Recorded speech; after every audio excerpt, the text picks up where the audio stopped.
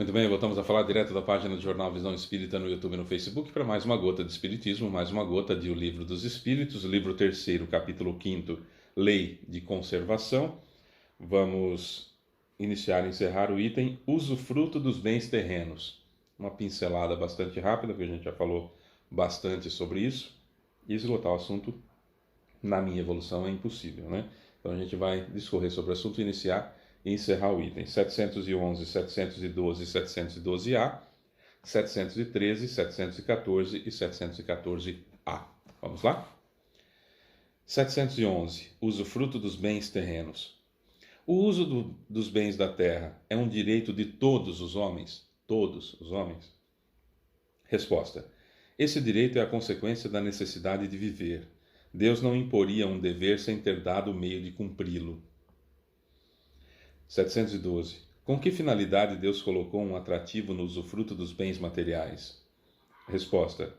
Para estimular o homem ao cumprimento de sua missão e também para experimentá-lo através da tentação. 712A.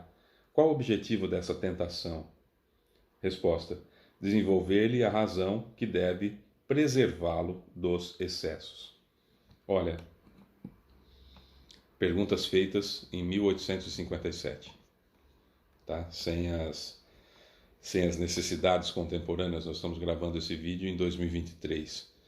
E aqui em 2023 há uma, aspas, necessidade de consumo muito maior, desde de produtos de alta tecnologia até bens materiais e até bens intelectuais que se pode adquirir.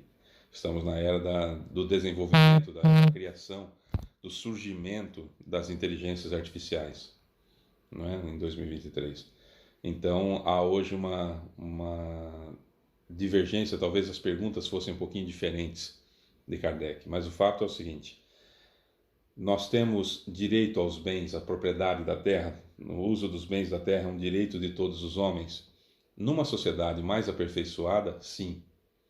Aí se trata efetivamente de direitos e seriam cumpridos esses direitos. Numa sociedade que precisa de estímulo para empurrar para frente o sujeito, para que ele tente amealhar mais bens e com isso ele produza mais, cresça mais e tudo mais, girando a roda da economia, isso faz com que todos, de alguma forma, usufruam dos bens sem ter a posse necessariamente. Só que, numa sociedade um pouco mais avançada, nós vamos descobrir que nós não possuímos nada, porque caixão não tem gaveta. Então, quando o nosso corpo morre e a gente desencarna, a gente volta para o plano espiritual com 2 malas apenas, e nessas malas vão estar guardados nessas malas as nossas boas obras e as nossas más obras. E aí aquela que for mais pesada vai fazer a diferença e eu vou ter que zerar essa mala das más obras mais dia menos dia. Isso vai ter que acontecer. E os bens da terra, o que é material, fica por aqui. Então, quanto mais evoluído é o ser, menos ele tem necessidade da posse, efetivamente, de um bem terreno, né? De um bem aqui da terra. A gente usufrui daquilo para o crescimento material e espiritual, para que haja o desenvolvimento da tecnologia, para que haja a criação e a aspas, descoberta de novas tecnologias que possam cada vez mais salvar vidas, etc, etc. Então essa corrida materialista, essa corrida capitalista se faz necessária, que é a pergunta 712, com que finalidade Deus colocou um atrativo no usufruto dos bens materiais? É justamente aquilo que o sujeito que ainda não evoluiu suficientemente, que ele busque cada vez mais ter, para que isso gere para toda a comunidade, mesmo sem que a pessoa perceba. Não conta para ele como coisa boa que ele fez. É uma consequência, como está no Livro dos Espíritos, é uma consequência das coisas, né? E com relação à tentação, aí quanto mais evoluído, aí a gente vai ter nas mãos a possibilidade de ter, e a gente vai escolher ser. Tem que evoluir um pouco mais. Tem uma explicação de Kardec. Se o homem só tivesse sido estimulado ao uso dos bens da terra pela utilidade que tem, sua indiferença poderia ter comprometido a harmonia do universo.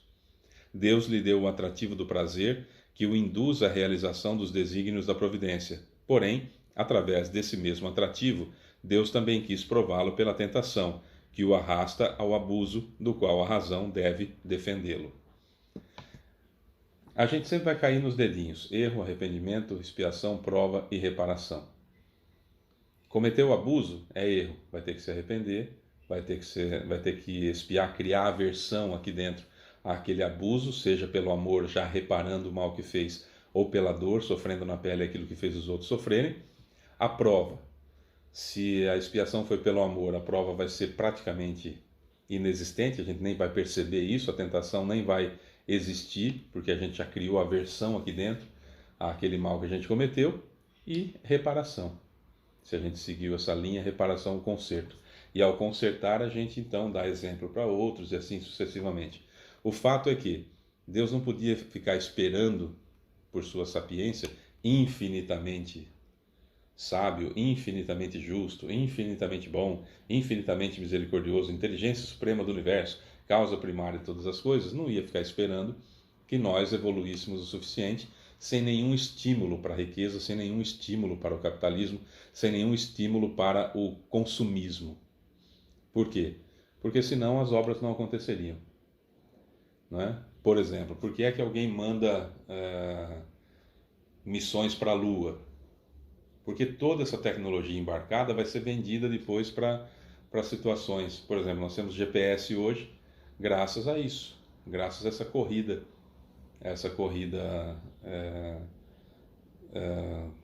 espacial, desde a Guerra Fria. Por que nós temos cirurgia de catarata? Porque também foi possível só fazer esse procedimento em gravidade zero, na estação espacial, etc, etc. Um monte de situações que vão chegando ao dia a dia e melhorando a tecnologia porque precisa dessa corrida de ego, de país, para ver quem chega na Lua, para quem chega em Marte, etc, etc. Isso tudo resulta em muita tecnologia que vai sendo liberada para todos nós e melhorando a vida de todo mundo.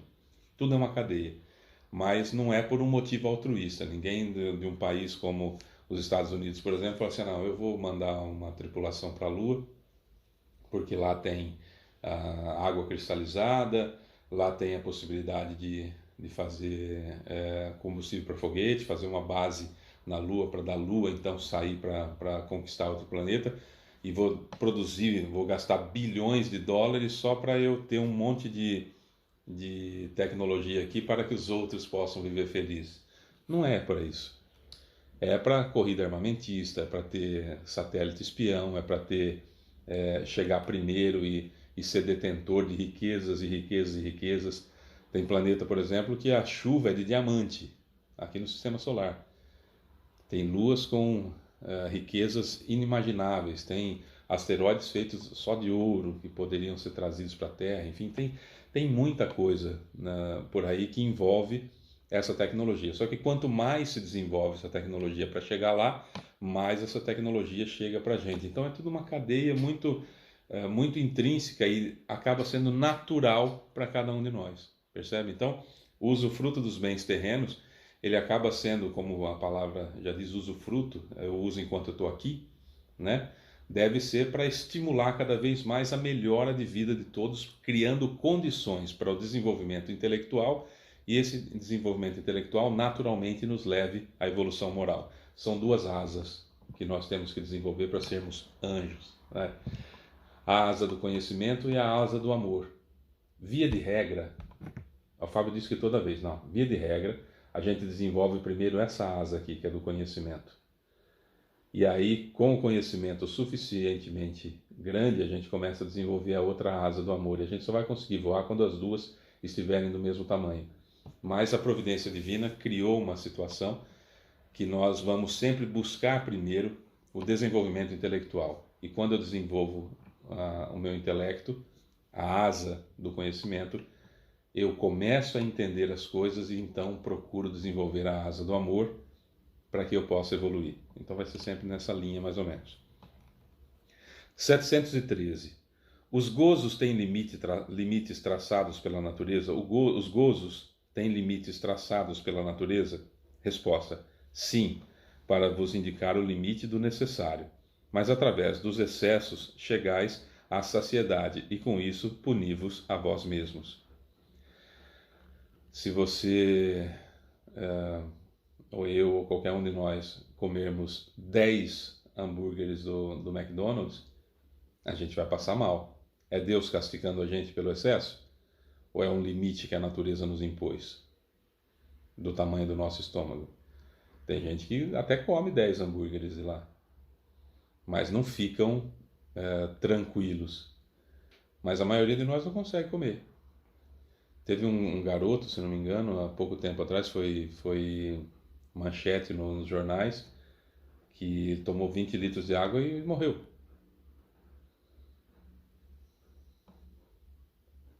Excesso.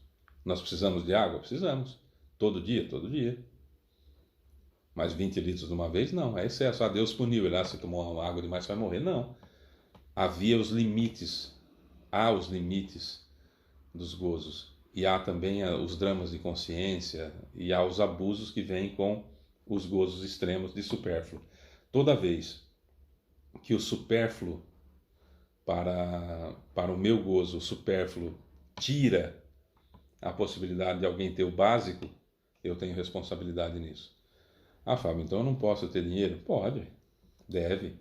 Faça a roda da economia girar. Você tem dinheiro, você tem uma empresa, pequena ou grande, você tem uma empresa, você tem um alto salário.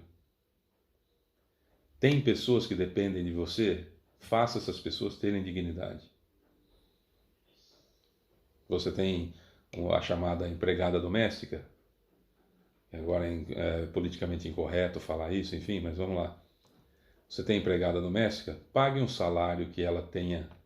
Se você tem um alto salário, pague dentro das suas condições, mesmo que você diminua o seu supérfluo, para que ela tenha o necessário decente. Isso é consciência. Se você não fizer, você uma hora vai responder à sua consciência vai te cobrar sobre isso.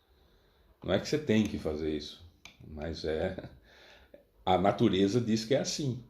Se eu invisto nos meus supérfluos, quer dizer que outros estão sem o necessário. É esse o ponto. Você tem uma empresa, pague salários dignos. Não tenha escravizados modernos. O que são escravizados modernos? Ele trabalha em condições muitas vezes subhumanas. O que ele recebe de pagamento por aquilo, ele só consegue pagar o aluguel, ou seja, para morar e comprar comida. Então ele só tem onde morar e onde comer, e ainda fica sob a sua tutela, ou a tutela de capatazes, que são líderes verdadeiros capatazes, que estão ali trabalhando com escravizados modernos. Isso você vai responder. Para você ter os seus carrões de luxo, muito dinheiro no banco, a empresa tem que ter dinheiro para reinvestimento, tem. Mas tem que pagar salários justos. Então perceba que o usufruto dos bens da terra não diz respeito a Deus escolheu a mim para ter em detrimento do outro. Isso não é verdade. Isso acreditavam os reis na época que havia reis, né? Que Deus me ungiu, eu sou ungido, Deus me deu essa coroa, etc, etc, e vivia naquela opulência e os outros passando fome, para que ele vivesse naquela opulência. Então o mundo sempre teve quem gozou demais e quem sofreu demais. E depois foi invertendo, foi havendo necessidade de inverter para que aprendêssemos. Passando de provas e expiações para a regeneração, como nós estamos passando agora, não vai dar tempo de nós expiarmos. Então, se você está na abastança, se você está na riqueza, se você está sobrando muito, comece a analisar a situação de você dar dignidade para aqueles que dependem de você, daqueles que estão à sua volta. Isso vai ser muito mais prazeroso do que simplesmente você viver do seu supérfluo rodeado de escravizados modernos. Esse é o ponto. Esse é o ponto. Então ninguém vai ser condenado porque é rico ou porque ganha muito dinheiro. Não, é como você emprega isso para as pessoas à sua volta é que vai fazer a diferença. né? Ah, eu tenho uma loja e todo mês eu guardo 100 mil reais, por exemplo. Eu guardo 100 mil reais todo mês, eu guardo 100 mil reais. Tá, isso é para reinvestimento da loja? Não, a loja tem o seu círculo, tá. Seus funcionários ganham salário mínimo? É o que eu pago aquilo que a legislação manda. Isso vai custar para você. Isso vai custar para você. Porque você não é especial, né?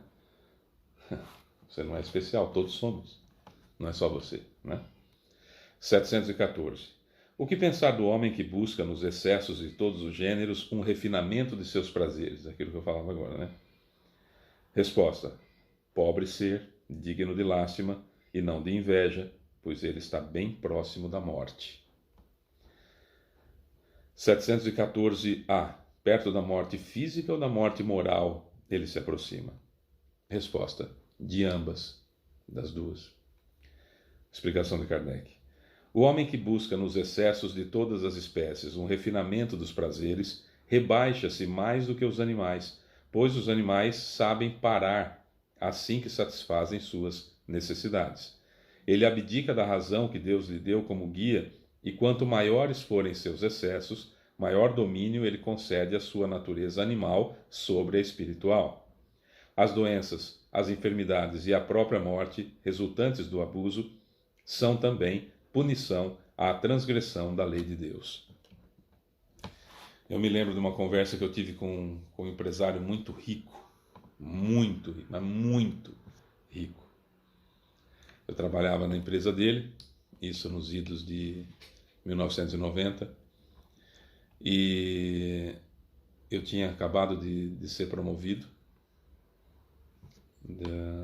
a encarregado do setor de informática na época, e no corredor acabei cruzando com um gerente que gostava muito de mim, uma pessoa maravilhosa, que eu também gostava muito. E aí estava o dono da empresa, que não era da cidade, ele estava visitando a empresa dele. E aí o gerente me apresentou, ele falou: esse aqui é o Fabinho e tal, que nós promovemos ele aqui, está há um ano com a gente já promoveu e tal. Ele: como é que vai? Tudo bem? Cumprimentou, eu sabia quem ele era. E aí o meu gerente falou: já demos um aumento para ele, né, de salário, então já está feliz, né, Fabinho? Eu falei: estou feliz, né? Dei risada, aquela coisa meio constrangedora. Aí esse empresário, que já é falecido, colocou a mão no meu ombro e falou assim: olha, dinheiro não é tudo. Eu dei uma risadinha, porque via de regra quem fala isso é quem tem muito, né? Quem tem muito dinheiro que costuma falar pra gente que dinheiro não é tudo.